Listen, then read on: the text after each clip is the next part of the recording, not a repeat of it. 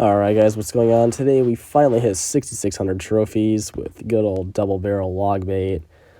Probably going to end it here for this season. Don't want to tilt and lose the finish. Kind of my mindset each season is once I hit a new league or any new accomplishment, I just leave it there, get the finish, don't tilt, head on to the next season. So next season, my goal is definitely going to be like 7,000 or like a top 10,000 global finish or whatever.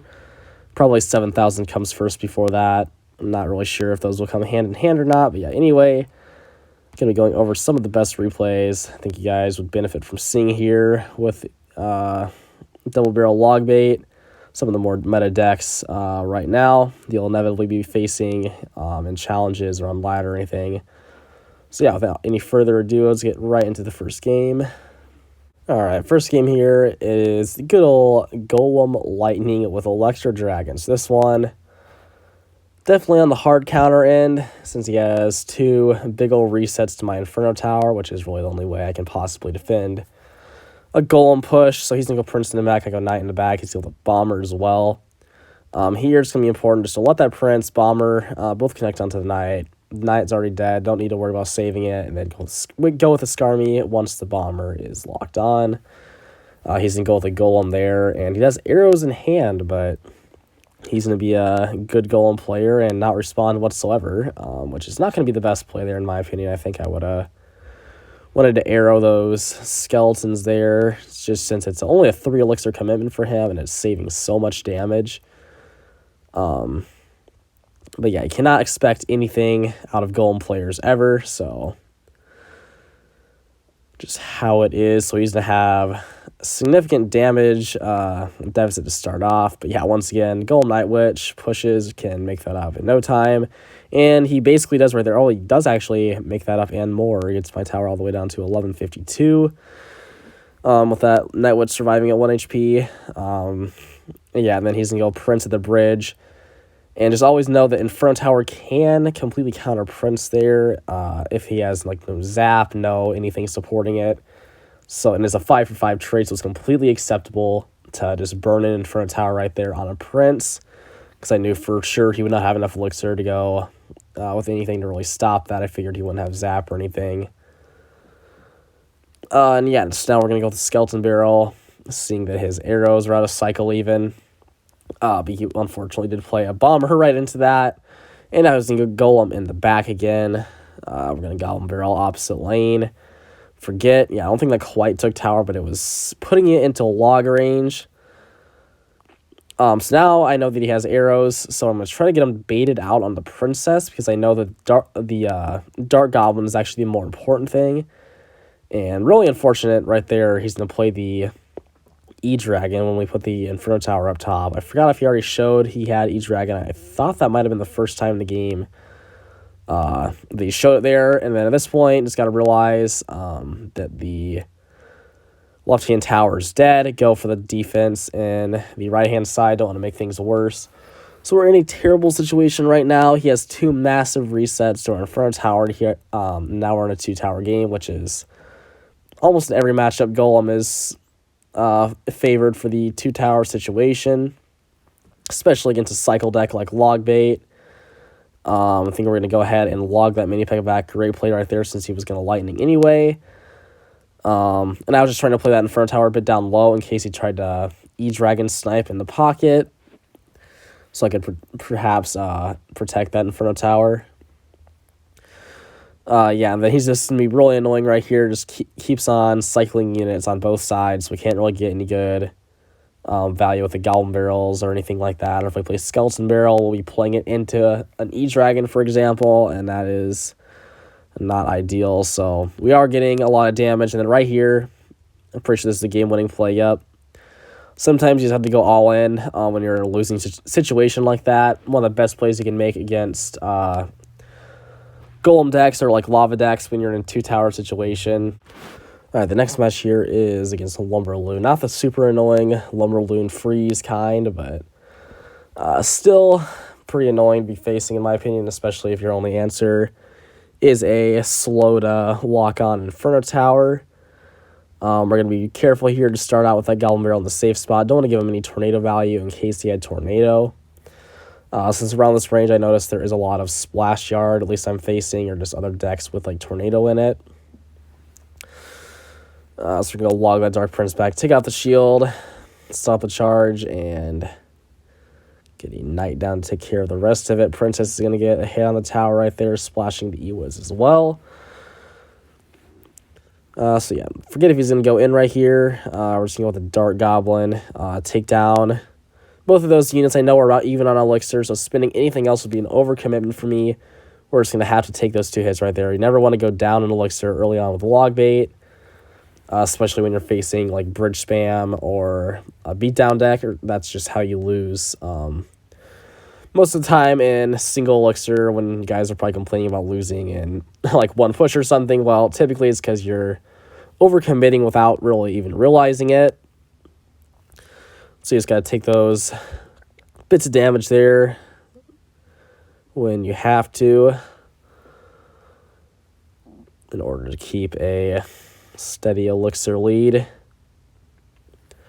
Right there, we're going to see as Skarmy, so we're going to play those goblins up front from now on. Don't want them to get free value, just placing that Skarmy and killing all my goblins. So right here is going to go Lumberloon for the first time. We're just going to Skarmy into Lumberjack and Inferno Tower up high for the balloon, because I'm not sure if he has freeze. He thankfully did not have freeze. We're going to play that Inferno Tower up high regardless there, just to be safe. Let's see.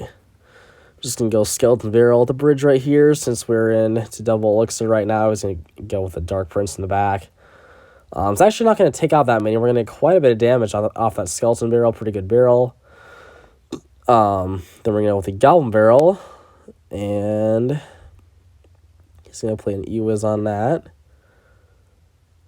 Arrows are going to miss my Dark Goblin right there, so it's going to get a couple hits on the left-hand side. We're doing a really good job of splitting up that damage right now, making him play cards in both lanes, and not being able to get some massive, like, Bandit, Lumberjack, and Balloon push all in one lane.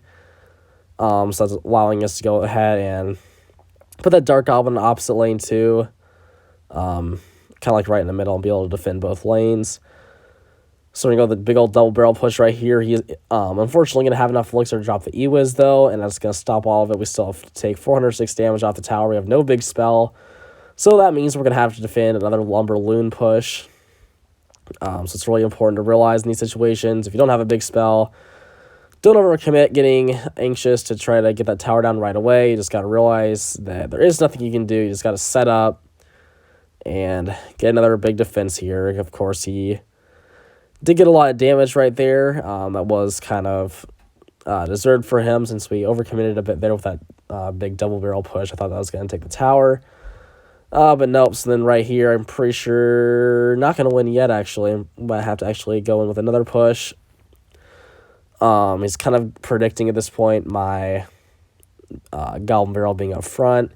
He does use arrows, though. We're going to be able to log back all that and defend everything there. We still got a massive lead. He's probably going to go with the Tesla right here for the Skeleton Barrel, and then he's going to go Skarmy onto my Goblin Barrel. So yeah, it's definitely getting to predict all that stuff right there with my upfront Goblin Barrel placement. We're going to Skarmy on top of his Lumberjack right away, so he hopefully doesn't have enough time to react and play arrows. And still not going to take that tower, but he's going to have to overcommit to defend after he went in with a Lumberloon, and he's not going to be able to defend the left side. So we take the left side tower right there.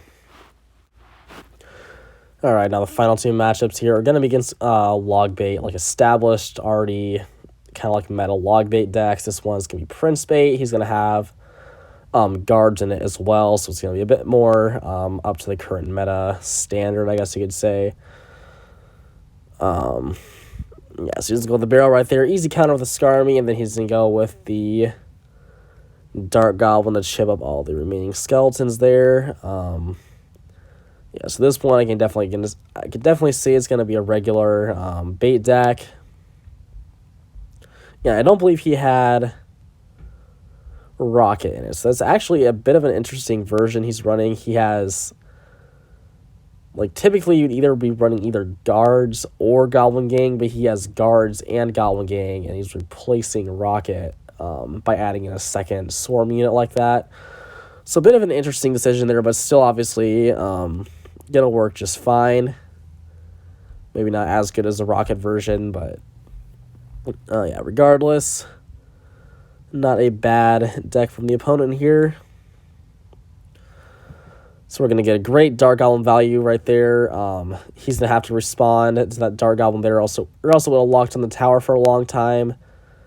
Then we're going to actually go ahead and log all of that and kill the princess there and get the tower damage.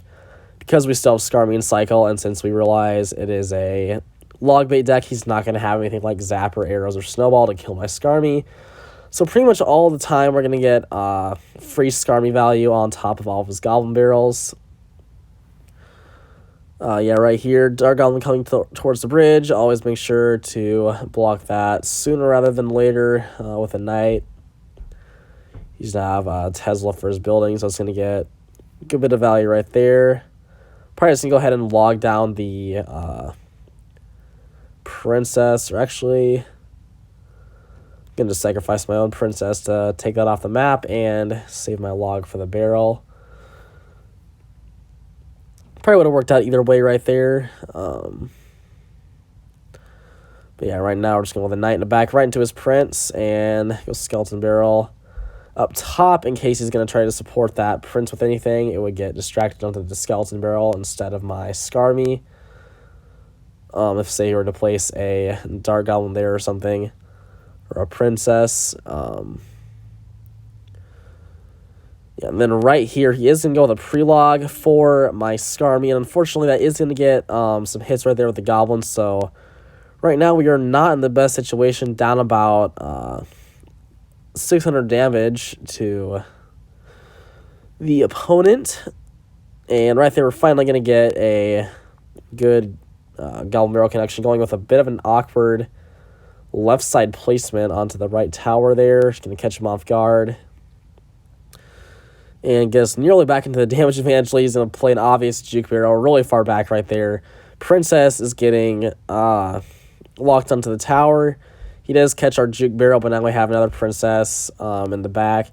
Yeah, always make sure in bait matchups, pretty much every matchup, but especially bait matchups, always just be cycling those Princesses in the back. Don't be putting them at the bridge or anything, trying to get sneaky little bits of chip damage every now and then. It's a lot more worthwhile to put them up in the back, and they're just getting free reign over the entire map, making it really annoying for the opponent to have to figure out, do they want to use their log, do they want to use their Dark Goblin just to have to kill the Princess that's already been on the map.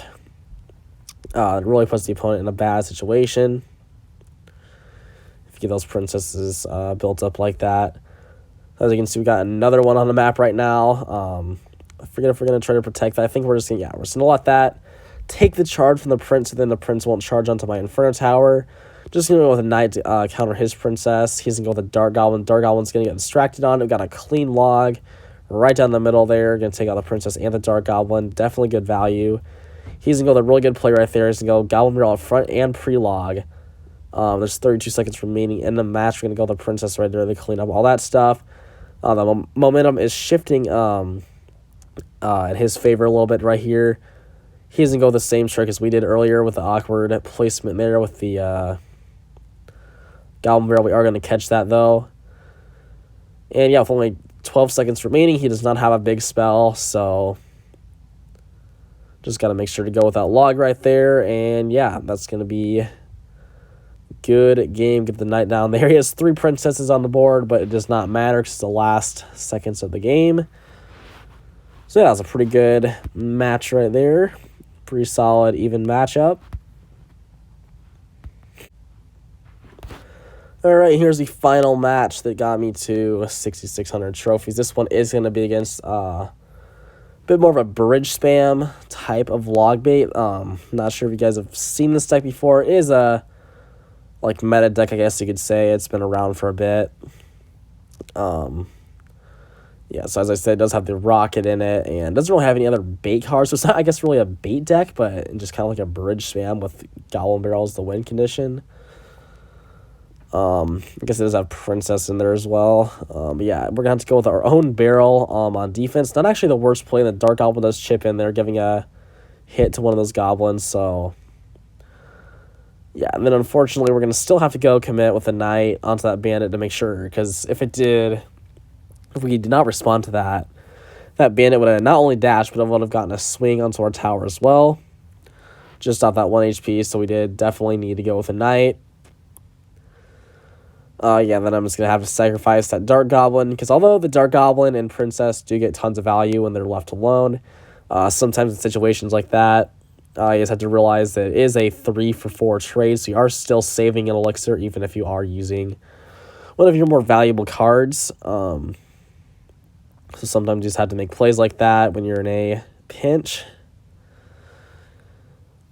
So yeah, I'm pretty sure he does not have log, actually. He only has snowball. So yeah, he's going to have to go with his own barrel right there. So now he's in a bad situation, having to play cards he does not want to play.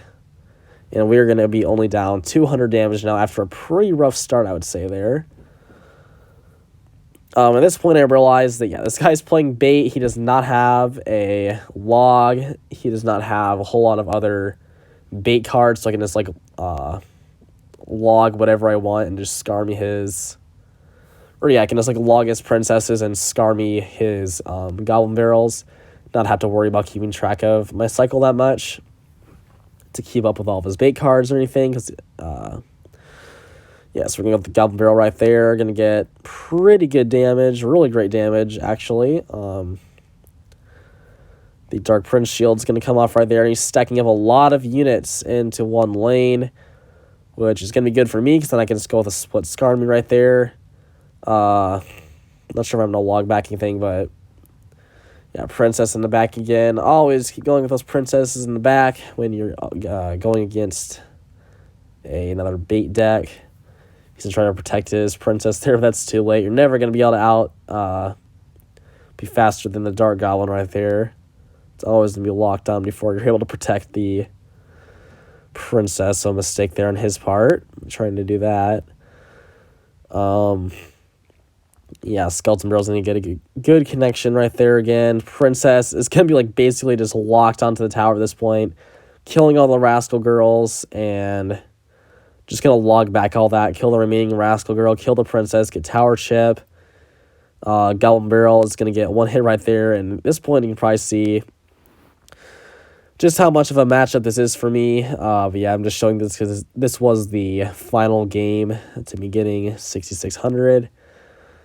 I'm really thankful I got this matchup, because I was getting pretty annoyed. I was getting like one win away and then losing one game for like probably 30 minutes straight before I finally got this matchup and got plus 32 trophies from it as well. Love to see it. So yeah, that's it for today's video. Make sure to like and subscribe if these matchups helped you or will help you in any of your logbait gameplay in the future. And yeah, make sure to stay tuned, as I will be uploading a lot more logbait ladder pushing videos very soon, and some level 1 gameplay as well here in the near future. So be seeing you then.